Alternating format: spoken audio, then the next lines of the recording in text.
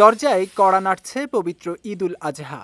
হাতে গোনা আর মাত্র কয়েকটা দিন পরই আল্লাহর সন্তুষ্টি লাভের আশায় আত্মা পরিশুদ্ধতার জন্য পশু কোরবানির মধ্য দিয়ে দিনটি উদযাপন করবেন ধর্মপ্রাণ ও সামর্থ্যবান মুসলমানরা।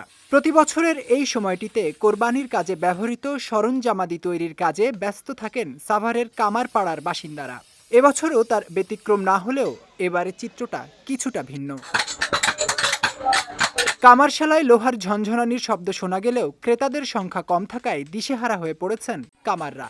একদিকে বৈরী আবহাওয়া, অন্যদিকে কয়লার দাম বেশি হওয়ার পরও বাড়েনি পণ্যের দাম।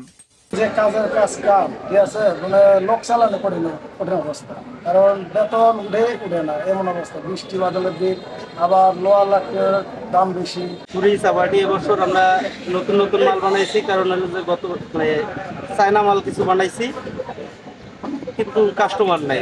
মাংস কাটা কুড়াল, তারপরে চামড়া ছিল চাকু, গরু জবর ছুরি, বটি, দাও, হাসুয়া, এই যে বিভিন্ন জাতের মাল কুরবানি উপলক্ষে আমরা তৈরি করতেছি আর কি।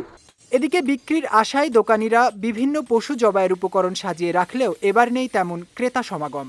অনেকেই নতুন সরঞ্জাম না কিনে পুরাতন সরঞ্জামকে সানিয়ে নিচ্ছেন।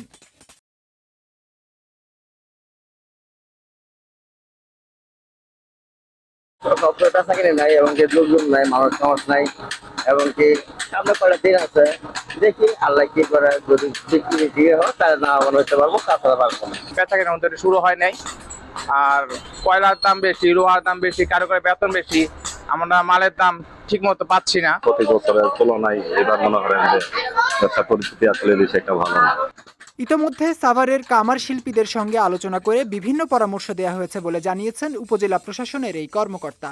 উপজেলা প্রশাসনের পক্ষ থেকে তারা যে ধরনের সহযোগিতা কামনা করবেন, সরকার কর্তৃক যে রকম সহযোগিতা আসবে, আমরা সর্বোচ্চ দিয়ে তাদের সহযোগিতা করতে চাই। আর কিছুদিন পরই উদযাপিত হবে পবিত্র ঈদুল আজহা। এর মধ্য দিয়েই কামারপাড়ায় ফুটবে হাসি, এমনটাই প্রত্যাশা কর্মকারদের। বিজয় টিভি নিউজ ডেস্ক।